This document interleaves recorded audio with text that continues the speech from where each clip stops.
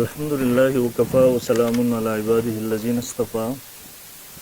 أما بعد فأعوذ بالله من الشيطان الرجيم بسم الله الرحمن الرحيم ولو أنهم إذ ظلموا أنفسهم جاءوك فاستغفروا الله واستغفر لهم الرسول لوجدوا الله توابا رحيما. انتهي محترم اوریدونکو کتونکو ستاسو په علم کې دا چې نن زمونږ او د وحدان صاحب د په منځ کې مناظره په مسله د استشفاء عند قبر النبي صلی الله علیه وسلم سره ده. من مخکې صدرانو صاحبانو تاسو ته شرایط موضوع پوره تفصیلات واوروله. ستاسو مخې ته راوستل زه به اول نمبر کې دعوه او دعوی کوله. اول نمبر کې ما خپل دعوه دیو ته ورم کړله، همدغه ما سره په بل کاغذ لیکلي. زه به څو وضاحتونه د خپل طرف نه وکم او وحدان صاحب ته به درخواست وکم چې زما خبرې به غور سره واوري، چې ځکه د کومو خبرو زه وضاحت وکم چې وروسته به د هغې په موږ باندې الزام ونه لګېږي. بسم الله الرحمن الرحیم. دعوه د اهلسنت والجماعت علماء دیوبند د رسول الله صلی الله علیه وسلم قبر ته د حاضرۍ په وخت کې د شفاعت درخواست کول جایز بلکې مستحسن او مستحب دي. سله چې د رسول الله صلی الله علیه وسلم روزي مبارک ته ورشي، حج ته لاړ شي، عمرې ته لاړ شي، بیا مدینه منورې ته الله انسان ته توفیق ورکړي ورشي، د رسول الله صلی الله علیه وسلم روزي مبارک ته چې ورشي هلته سلام عرض کړي. څنګه چې فقهای کرامو محدثینو دې ټولو سلام درخواست لیکلی دي، هلته سلام عرض کول لیکلی دي، دې سره د شفاعت درخواست عرض کول هم لیکلی دي. نو دغه ما ولیکل چې د شفاعت درخواست کول جایز بلکې مستحسن او مستحب دي. فقهای امت دا خبره مونږ د ځان نه کوو، فقهای امت ذمہ دار خلک چې کوم دي، مونږ به ان شاء الله ورځ په دې کې د معتزله غونته کې د خوارجو غونته کې خپل استدلالات نه کوو. کوم چې فقهاو لیکلي، کوم چې محدثینو لیکلي، کوم چې مفسرینو لیکلي دي عقب وایو ان شاء الله. فقهای امت محدثین او اکابرین دیوبند په آداب زیارت کې په واضح الفاظ سره مسله لیکلي ده. دویم نمبر مولوی صاحب وضاحت نمبر 1 د قبر خواته د حاضرۍ په دوران کې د شفاعت درخواست کول، یعنی د استشفاء د قبر نو کوم چې مونږ ویلا دا مونږ مستحب مستحسن ګڼو، فرض واجب یا سنت نه ګڼو، ضروري نه ګڼو. دویم وضاحت نبی علیہ السلام ته د لری نه غیبانه چغې وهل اوازونه کول برابر خبره ده که قبل الوفات یعنی دنیوي ظاهري ژوند کې یا بعد الوفات یعنی برزخي ژوند کې په دې عقیده چې هغوی عادتا اوري دا مونږ شرک ګڼو. په دې باندې زمونږ هغه یوه مناظره هم شوې ده په ریکارډ باندې. نمبر 3 مونږ مشکل کشا او حاجت روا صرف یو الله ګڼو، لہذا د رسول الله صلی الله علیه وسلم قبر لورتلل او مرادونه او حاجتونه ته غوښتل چې ما دا زما مدد وکا یا ما وبخا یا دا قسمه سوالونه کول دا مونږ شرک ګڼو، لہذا چې بیا دغه قسمه دلایل پیش کول ضرورت بني. وضاحت نمبر 4 رسول الله صلی الله علیه وسلم ته په دنیوي ظاهري ژوند کې هم څوک راغلي او د دعا او د شفاعت درخواست یې کړی، نبی علیه السلام د هغوی دپاره د الله نه دعا غوښتلې ده، څنګه چې په ګڼو حدیثو کې ردی ذکر راغله د قرآن مجید کې ذکر دی، حکم دی باقاعده، او دا شرک نه دی. نو دغسې د هغوی قبر مبارک ته د حاضرۍ دوران کې د شفاعت او د مغفرت درخواست کول هم شرک نه دی. وضاحت نمبر 5 نبی علیه السلام ته د دعا درخواست کول چې تاسو زما دپاره د الله نه وغواړئ دا جدا امر دی. رسول الله صلی الله علیه وسلم په ژوند کې څوک راغلي د الله پیغمبره ما دپاره د الله نه بخښنه وغواړه، یا روزي مبارکې ته راځي د الله پیغمبره صلی الله علیه وسلم ما دپاره د الله نه وغواړه، دا جدا خبره ده. دویم او د نبی علیه السلام نه غوښتل چې ته زما مغفرت وکړه یا پلانکې حاجت مې پوره کړه، دا جدا امر دی. اول جایز دی او ثاني شرک دی، لہذا دواړه ګډوډول نه دي پکار. شپږم نمبر د استدلال لپاره زم چې کوم آیات وایم ان شاء الله ورځ زبر استدلال لپاره مسلم حضرات پیش کوم چې زمونږ استاد په منځ کې مسلمي دا به په تاسو باندې ملازم وي چې کوم یو آیات پیش کوئ د هغې د لاندې به یو مسلم مفسر ښایي چې د استدلال کړی دی، ځکه هغه به نه کوو چې دعوه یو څیز وي او دلیل پې بل سره وړو. دویم نمبر ما دعوه چونکې ذکر لله زه به بیا خلاصه ویم چې د رسول الله صلی قبر مبارک روزي مبارک ته د حاضرۍ دوران کې څنګه چې سلام عرض کول دا مستحب دي، سلام عرض کول مسنون دي، دغسې د شفاعت درخواست کول دا ورسره مستحسن او مستحب دي، جایز ورته وایو مونږ او ټولو فقهاو لیکلي. زه به په هغې د ځان نه استدلال نه کوم. اول نمبر دا زما سره قرآن مجید دی، پاره نمبر 5 سورة النساء آیت نمبر 64 دی. اعوذ بالله من الشیطان الرجیم ولو انهم اذ ظلموا انفسهم، او کله چې دیو په خپل ځانونو باندې ظلم کړی جاءو راغلی وی دیوتا تفستغفر الله بخنه غختلی وی د الله تعالی نه واستغفر لهم الرسول بخنه غختی وی دیو د پاره رسول ته راغلی وی ورته زمونږ د پاره د الله نه بخنه وغواړه لوجد الله تواب الرحیم نو خامخه به منتبه وی الله تعالی توبه قبلون کې رحم کوونکې مولوی صاحب دا زمونږ استاد سند د بنیاد دردارلوم دیوبند بانی حجت الاسلام حضرت مولانا محمد قاسم نانوتری رحم الله دی وی که څوک دا آیات د دنیا سره خاص کوي دا د قرآن د نص د صرف د دنیوي ظاهري ژوند سره خاص کوي روزي مبارکې خواته راتلل او درخواست کول د دینه هغه مستثنا کوي وایي دا د قرآن د نص نه انکار کوي وایي صفحه نمبر 5253 ولو انهم اذ ظلموا انفسهم جاؤک क्योंकि इसमें किसी की तखसीस नहीं आपके हमासर हो या बात की उम्मती हो د صحابو سره خاص نه لږ صحابي برازي دعا درخواست وکي بلکې رستدي خلک هم روزي مبارک تراتله شي دعا درخواست کول شي اور تخصیص हो तो क्यों के हो कि तखसीस भी वली आपका वजूद तरबियत तमाम उम्मत के लिए ऐसा एकसा रहमत है कि पिछली उम्मतियों का आपकी खदमत में आना और इस्तिग़फ़ार करना और कराना जब ही मुतसव्वर है कि आप कब्र में जिंदा हो और अगर अहले असर के साथ ही फजीलत महसूस थी तो आयत अन नबी औला बिल मुमिनीन मिन अनफुसिहिम कि दोनों जुमले जुदा जुदा आपके हद पर ऐसे तरह दलालत करते कि इंशाल्लाह कुरान के मानने वालों को तो गुंजाइश इनकार नहीं रहती मौलाना नानूती से हुज्जतुल इस्लाम फरमाई द कुरान द मनून को द पारा द इनकार हिस्सा अगर गुंजाइश निश्तरे دویم نمبر مولوی صاحب زب استدلال پیش کوم مخکی خو صرف یو قاعده تاسو مخې ته راولم دا تقریبا چې تمام علماء کرامو کړی دی او دا قاعده تمام اصولیونو لیکلې ده زبې د علامه کوثری او د امام عابد سندری مولا په حواله سره دلته ذکر کما د قران مجید آیات ولوستو دا غي د لاندې ټولو د لیکلې دي وترك المطلق على اطلاقه مما اتفق عليه اهل الحق والتقييد لا يكون الا بحجه مطلق په خپل اطلاق باندې جاری کولش په دې باندې اتفاق د اصولیین او تمام اهل حق او مطلق چې دی هغه مقید کول چې دا د دنیا سره دنیوي ظاهري ژوند سره خاصو روسته برزخ سره نه دی وای دا دلیل غواړي قطعي ثبوت قطعي دلالت دلیل هم دغه څه غواړي څنګه چې مونږ پیش کړی دی لہذا دې خیال ساته یو ما ابي حیات پیش کړل استدلال پر دویم نمبر معرف القرآن د مفتی شفیع سے مفتی اعظم پاکستان د دې جلد نمبر دی مولوی صاحب 2 صفحہ نمبر د 517 ये आयत अगरचे खास वाक़े मुनाफिकीन के बारे में नाजिल हुई है लेकिन उसके अल्फाज से एक आम ज़ाबिता निकला है कि जो शख्स रसूलुल्लाह सल्लल्लाहु अलैहि वसल्लम की खिदमत में हाजिर हो जाए और आप इसके लिए दुआई मग़फ़िरत कर दे उसकी मग़फ़िरत ज़रूर हो जाएंगे और आन वसल्लम की खिदमत में हाजिरी जैसे आपकी दुनियावी हयात के ज़माने में हो सकते थे इस तरह आज बेरोज़ अक़दस पर हाजिरी से हुक्म है वहीदीन ज़ाबिता मालूम मशो नबी खिदमत हाजिर और दुआ द मग़फ़िरत दरख्वास्त हो कि नबी मग़फ़िरत दुआ हो कि मग़फ़िरत बे अल्लाह कई और नबी सलाम पर खिदमत की हाजिरी संग च पर दुनियावी ज़ाहिरी ژوند کې وا تک کسینه نم روزي مبارک کې تو ورتلل دا کیږي مولوی صاحب کې د تاسو شرک وای مفتی شفیع صاحب رحم الله تسوي واضح کوي دریم نمبر مولوی صاحب دا یو بل دیو بندې پېښ کوي له سنن جل نمبر 10 صفحه نمبر 458 में دقه पेश के ولو انهم اذ ظلموا انفسهم ووجه الاستدلال بانه صلى الله عليه وسلم حي في قبره بعد موته كما في الحديث الانبياء الى اخره بيوي فثبت ان حكم الايه باق بعد وفاته صلى تفصیلی دلائل راوړي وي ثابت شو چې بهش که حکم د دې باقی د رستر وفات د نبی علیہ السلام فينبغي لمن ظلم نفسه ان يزور قبره ويستغفر الله عنده ويستغفر له الرسول پس پکار دی چې چا په خپل ځان باندې ظلم کړي چې زیارت وکړي د قبر د رسول الله سلام او بخنه وغواړي د الله نه او بخنه وغواړي دغه لپاره رسول دا علامه عثماني لیکي زمونږ استاد د نیکي حیثیت لري نن به خپل نیکه د خپل پلار روحاني نه انکار نه کوم مولوی صاحب دا زما سره مولانا رشید احمد صاحب دی احسن الفتاوا مولوی صاحب د دې صفحه نمبر 561 دا دیم لیکي د قیات نه پس بد ان حکم الایات باق بعد وفاته صلی الله علیه وسلم پیم بغیر من ظلم نفسه ای یزور قبره ويستغفر الله عنده فاستغفر لهم الرسول او د قیات نه به استدلال کوي دا مولوی صاحب زما سره تفسیر قرطبی دی تقریبا تمام مفسرین څومره چې سلف دي څومره چې زمونږ کابیر دي مولوی صاحب هغه ټول واقع د عربي ردی د لاندې نقل کړي د آیات بغیر څه قسمه نکیر نه او بیا دغه نه استدلال کوي ولو انهم ظلموا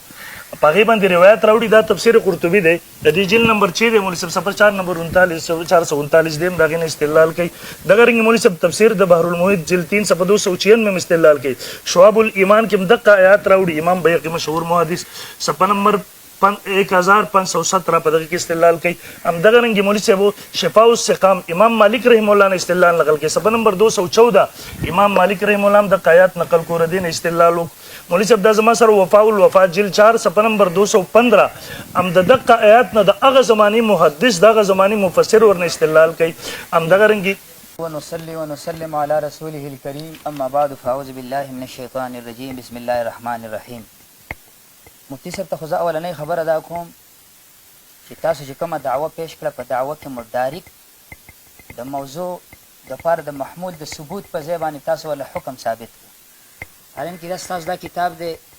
دا ساجد نقشبندي صاحب لیکلی دی او ستاسو کومه مناظره شوې وه په کرامات اختیاري او غیر اختیاري باندې دې کې تاسو اول موضوع محمول له ثابت کړی دی. مسله خو دلته کې ستاسو په دغه باندې د په انکار باندې ده نو محمول مو موضوع نه نفي کړی دی او لاندې مو بیا حکم لګولی دی او دلته تاسو تداخل وکړو د موضوع د محمول د موضوع د ثبوت په ځای باندې تاسو حکم ثابت کړو د موضوع دپاره. دا د علم المناظرې په روح سره صحیح خبره نه ده. اولنۍ خبره دا ده چې تاسو دا خبره وکړه چې مونږ د نبي صلی الله علیه وسلم قبر خوا کې د شفاعت درخواست مستحسن او مستحب ګڼو. دا زما سره خلاصه کیدانی ده. دا د فقه یو کتاب دی.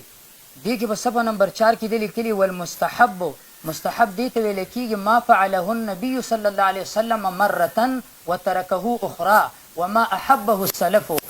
مستحب دې ته ویل کېږي چې هغه نبي صلی الله علیه وسلم یو ځل کړی او بل ځل یې پرېښودلی او سلفو دا محبوب ګرځولی. نو ته به ما د یو ځل دا قول د الله د نبي نه وښیې او انشاءالله زما په دعوه کې به هم دا خبرې چې د الله د نبي نه دا ثابت نه دي د صحابه کرامو نه ثابت نه دي د قرآن نه صراحتا ثابت نه دي چې لفظ د استشفای د عند قبر النبي تذکرې او د هغې سره د شفاعت ثبوت د الله د نبي دپاره شوی دا انشاءالله العزیز دا زما دعوه د اول نه تر اخرې پورې به زه دا وایم دا ما د ثابت نه کوي انشاءالله. د هغې نه بعد زه بله خبره دا کوم ستا ډېرې خبرې هغه په خپل ځای باندې لاړې خو زه یو تپوس کوم. دې مولانا صاحب دا کتاب لیکلی دی او ستاسو به ورسره ملګرتیا تعاون به ځکه چې ستاسو دغه یې ورسره لیکلی از افاده ستاسو د طرفه چې دی د دې یو قسم توثیق دی په دې باندې. دې کې دې لیکلي دي اول لیکلي استمداد د استمداد په اقسامو کې بیا لیکلي توسل د توسل په اقسامو کې بیا لیکلي استشفا. ګویا استمداد مقسم دی یو قسم استشفا بلې توسل دی. بیا چې بزرګانو د توسل د قسم د لاندې تا استشفا دی راویسته نو ګوره دا یاد ساته د یو مقسم د اقسام په خپل مابین کې د یو بل سره تضادي. استمداد مقسم و اقسامو کې تضاد پکارو او تا بیا قسیم د شی دا د قسم د شی وګرځو چې کله دی دا توسل د لاندې استشفا راویسته. د دې جواب به علمي جواب وکړي. یوه خبره دا ده په دې کې دا خبره وکړله شوه چې دا استشفا د توسل قسم دی او دا نور الحسن شاه بخاري صاحب ستاسو مشر دی توحید اور شرک کی حقیقت دی کتاب کې دی لیکي وای بزرگانو یہ توسل شفاعت کی قسم ہے. دې دا شفاعت مقسم ګرځي توسل ولا قسم ګرځي او دلته کې دا مولانا صاحب لګېدلی دی د توسل مقسم ګرځول شفاعت ولا قسم ګرځول. اوس بلې خبرې ته وکړې د دې دواړو نه یو خبره دا معلومه شوه چې تاسو توسل استشفا په منځ کې قول د ترادف کوئ. د دې نه دا خبره معلومه شوه. حالن کې په دې کتاب کې دا شیخ سرفراز صفدر صاحب په تسکین الصدور کې دی په دې صفحه کې لیکي وای بزرگانو شفاعت کی درخواست او قبر کی قریب ہونی چاہیے او بیا لیکي توسل چې هغې دپاره قبر کې پاس حاضری کی تخصیص کی کوئی وجہ نه. په توسل کې بزرگانو دا ضروري نه ده چې قبر خواله به ځي هغه بعید نه هم کولی شي قریب نه هم کولی شي او په دې ځای کې تاسو دا دواړه یو شی ومنو. نو زه اوس تاسو ته دا وایم دا استشفا د بعید نه ته په دې کې قایل کېږي که نه قایل کېږي ولې توسل خو به ته د بعید نه قایلې. د دې خبرو جواب به راکړي. د هغې نه بعد زه بله خبره دا کوم چې ته وې چې شیخ قاسم نانوتي صاحب د دغې آیت نه استدلال کړی. زه خو اولنۍ خبره دا کوم دا زما سره د شیخ قاسم نانوتي صاحب کتاب دی آب حیات په دې کې دی لیکي رسول صلی الله علیہ وسلم کا حیات دنیاوی علی الاتصال اب تک برابر مستمر ہے اس میں انقطاع تبدل و تغییر جیسی حیات دنیاوی سے حیات برزخی ہو جانا واقع نہیں ہوا. دا په دې کتاب کې شیخ قاسم نانوتي صاحب دا لیکلي دی. خو ګوره په دې کتاب کې تا چې دی به ما ته په پېښور په مناظره کې د دې نه د فتوا پیش کوله چې په دې کې د په ده باندې فتوا ورکړې ده چې په دې سړي پسې مونځ نه کېږي. زه وایم ده ویلي دي چې څوک حیات دغه چې دی حیات برزخي نه مني په هغه پسې مونځ نه کېږي. نو په دې ځای کې خو تا په هغه باندې فتوا ولګوله په حیات النبي کې تا د هغه موقف وانخېسته. په حیات النبي کې ستا فتوا کې شیخ سرفراز صفدر د هغې په فتوا کې شیخ قاسم نانوتي صاحب راغی او دلته ته اوس ځان استدلال کې. یو خبره ده دا زما سره د شیخ قاسم نانوتي صاحب عجوبه 40 دی په دې کې دی لیکي شهید اس بدن سے زندہ نہیں شهید د دې بدن سره ژوندی نه دی او بیا ورته لیکي हाँ जन्नत में उनको दूसरा بدن मिल जाता है. دا شیخ قاسم نانوتی صاحب دلته دا خبره به صبر دی کتاب د المسلک المنصور 166 کی دی لیکي معتزله وغیرہ باطل فرقوں نے جسم عنصری سے اس طرح جو استدلال کیے دے جسم عنصری دغه پر جسم عنصری نه جسم مثالی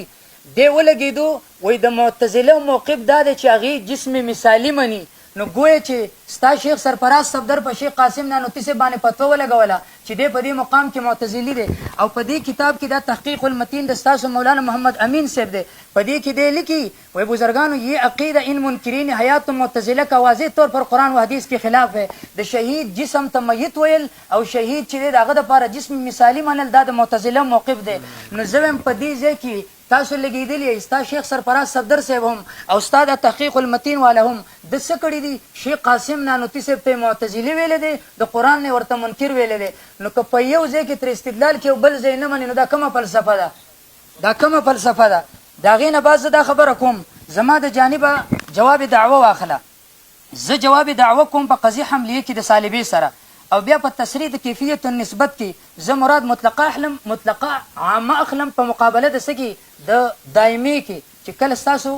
ثبوت چې دی هغه په طریقې د دوام شي هم دنیا کې هم برزخ کې هم آخرت کې نو زه د دې په عوض کې په مقابله کې مطلقه عامه او یا وقتیه مطلقه سره دا خبره کوم زه ګوره زه نفي کوم فی البرزخ د استشفاء من النبي د هر د پنشدنه که قریب او که بعید وي او بیا دا وایم په عربی کې الاستشفاع ليس بثابت في البرزخ من المدفون سواء عند القبر ام لا بیا زما د طرفه چې د موقف بدار شي چې ذکر د استشفاع عند قبر النبي من النبي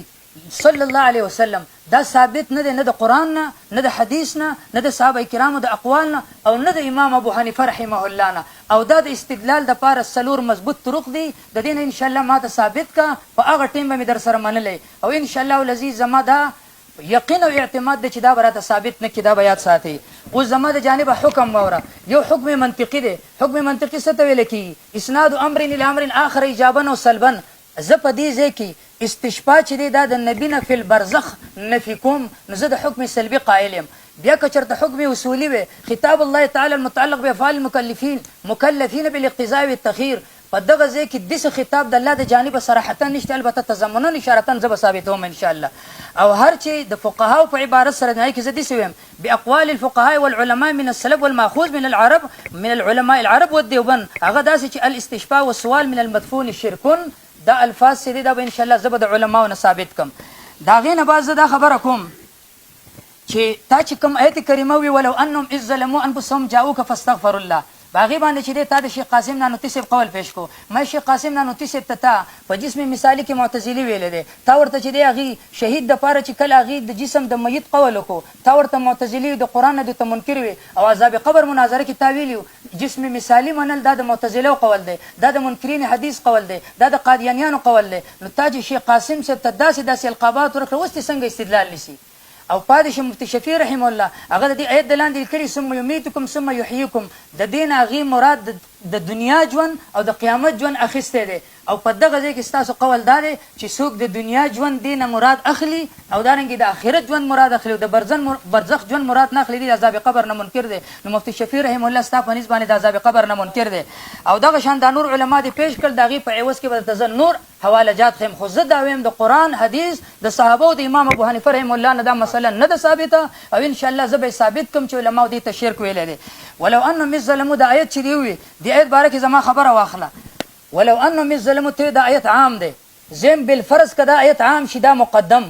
نو دا ورپسې آیت به عامي فلا وربك لا يؤمنون حتى يحكموك فيما شجر بينهم کداغه آیت دی عام واخستو نو واستوي چې زما استاد مناظره فیصله به خلک عوام بچ دینو په میډیا باندې کوي نو تا فیصله د الله په نبی په قول باندې ونه کړه یا خو بداوي تا فیصله چې د الله په نبی باندې ونه کړه او فیصله دی الله نبی ته ونه سپارله یا بداوي چې د مخ کې آیت عام نه دی او یا بداوي چې زمانه نعوذ بالله کفر صادر شو ولی فلا وربك لا يؤمنون حتى يحكموك فيما شجر بينهم دا ورپسې آیت بم بیا عام منی کچرته ورپسې آیت عام نه منی دا تالی باطل مقدم مثل د دې نه مخ کې وګوره بل دلته لفظ جاءو راغله جاءو قبر کنه دی راغله بل ګوره د ثبوت د استشفاء عند قبر النبي د پاره په دې آیت کې رایحه نشته رایحه بوی پکې نشته د ثبوت د پاره بل زدا خبره کوم تا چې د دې نه کوم استدلال وکړو د استدلال دپاره څلور طرق دي په څلور طرقو کې ستا کوم یو د استدلال طریقه د مراده ده په دې ځای کې د هغې وضاحت به وکړي بله خبره زما دا ده که چېرته دا آیت عام شي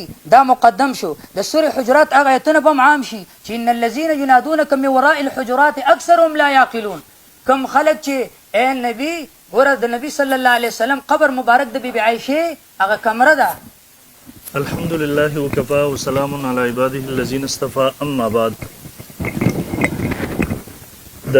وحدان صاحب عادت دا وی هر مناظره کې د خپل موضوع نه په هر مناظره کې تېخته کوي نه خو در دعوی پته لګي نه د دلیل پته لګي د زمونږ سره مناظره شوی په یاد روح باندې الته نسمت المؤمن باغی کې لګیاو حیات النبی باندې نسمت المؤمن کې لګیاو حیات النبی ته نه راتلو نن چې استشفاء ترالو د حیات النبی ته منډي وای زب قبر ته منډي وای حیات الشهدا چې کوم عنوان دی هغې ته راشه هسې ګډوډو خبرو به ځان نه خلاصوي دویم نمبر ونی صاحب د ټایم به لږ ودرېږه جوابي دا هم لږ راولېږه ټایم به صاحب وایي نه دویم نمبر مولوي صاحب دا ټول بحث به خلک اوري پلانکي دا لیکلي پلانکي دا لیکلي د تضادات هغه تضاد هغه ټیبونه په دې باندې مزه یې کوو انشاءالله ورځ چې وخت راشي دغه هم درته یو ځل نه درې څلور پیرې ښودلي هم دي چې ستاسو دا ټول ګپ شپ په دې وخت کې د کتابونو وضاحت چې کې خپل دلایلو ټیبونه ځي راشه اصل مسلې ته په واضح الفاظو کې تعالی ما درکړه چې د رسول الله صم قبر ته د حاضرۍ په وخت کې د شفاعت درخواست کول جایز بلکې مستحسن او مستحب دي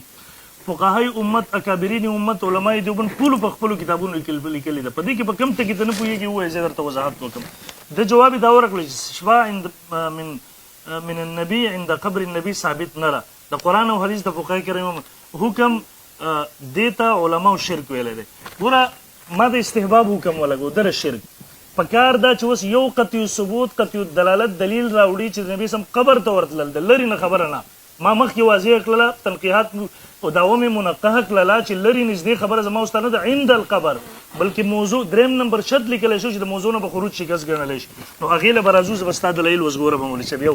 دویم نمبر ویره خلاصه کیداني لیکل ته ټول عمر د دغه خلاصه کیداني او د دغه ابتدایي کتابونه نه راوځي لږ دا شامي هم راغله بلکې خلاصه کیداني ول هم لیکل خو عبارت دې پوره نقل نه کو دا د مستحب تعریف کوي چې دغه هم دی ما فعله النبي صلی الله علیه وسلم وتر اخره دویم ما احبه السلف اگر چې دا سلفو خوښ کړي وي یو کار سلفو خوښ کړی دغه مستحب دی دا شامي دی زما استاد مذهب مسلم کتاب دی یو خبره راخلي بله پرېږدي بیا ما ته وایي د نبي علیه السلام نه بخې ظالمه قرآن مې پیش کړو لږ صبر وکړه حدیثو به مې انشاءالله ورځ تا ته انبار لګوم اوسو هغه به موږ ګورې دویم وایي چې نبي علیه السلام پخپله کړی نبي علیه السلام پخپله خپل قبر ته خو نشي راتللی البته د رسول الله صلی الله علیه وسلم حدیثونه به زه تا ته ښیم چې دې نه ثابتېږي په دې طریقې سره مخکې به ځو بیا دی لاړو استمداد او استشفا دې کې تضاد دی هغه کې مولوي صاحب ګوره هغه ستا کتابونه هم لیکلی دی چې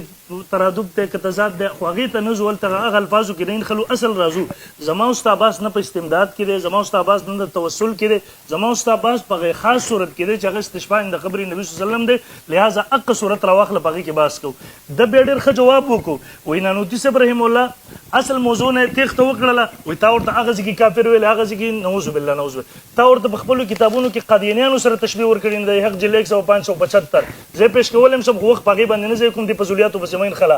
دویم نمبر قاسم نانوتي رحم الله الحمدلله زموږ مشر دی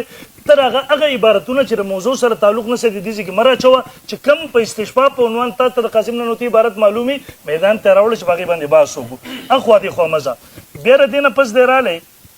وای مفتی شبیر رحم الله ثم یحییکم ثم یمیتکم ثم په دې ځای کې وایي تا ورته راځه قبر منکر ویل هلکه دا موضوع شسته شروع ده قسم دی د خپل خلک به په تا پسې خاندي چې دا ته څه شی وی ولو انهم ظلموا باندې بیا بس کړو لړو هغه ځای کې ته بسترې په سر تلله بیا وایي فلا وربک لا یؤمنون حتی یحکموک او دا دواړه به یو ځای کې نو بیا به مولوي صاحب دا دوه حکمونه جدا جدا دي یو عام دی بل خاص دی دواړه یو ځای کول آیاتونه چونکې دواړه حکمونه جدا جدا دي بیا هغه یو ځای کول د یو په بنیاد باندې د بل نه انکار کول دا خالص دجل دی د هغې نه کار مه اخله بیا وایي جاؤک دی جا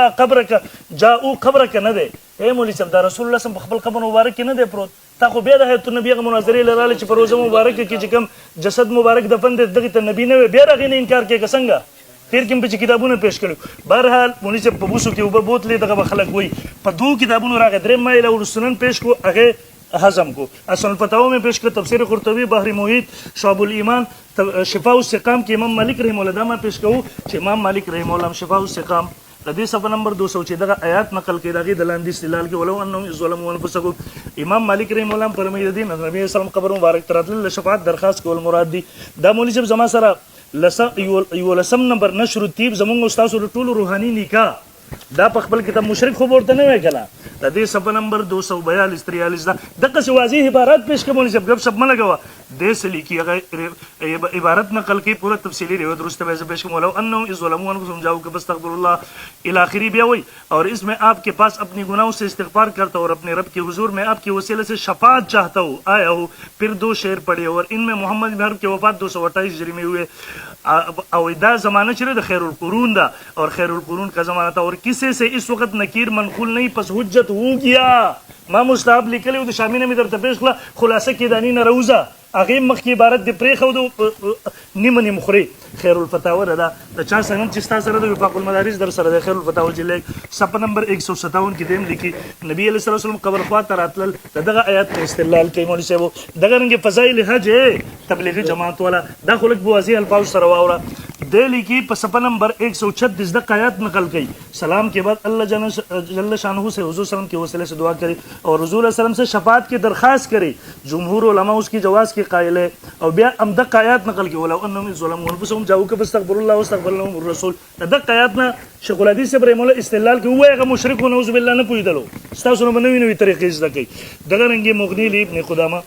دا تحریرات حدیث خپل نکنه کنه انکار کې تحریرات حدیث اقم دقه آیات نه ام دقه آیات دلاندې دغه روایت راوړي او استدلال ورنه کوي نن وایا خپل نکه خپل ځان کې سند بيخي باطله ختمه خو ټیک ده که نه باطله نه ختمه بیننده مسله تسلیم کې زد مکوه دا مغنی المغنی ابن قدامه د دې صفحه نمبر 313 213 دا جلد نمبر 5 دی دیم د آیات نقل کوي ولو انهم ظلموا انفسهم جاءوا فاستغفروا الله الى اخره بیا وي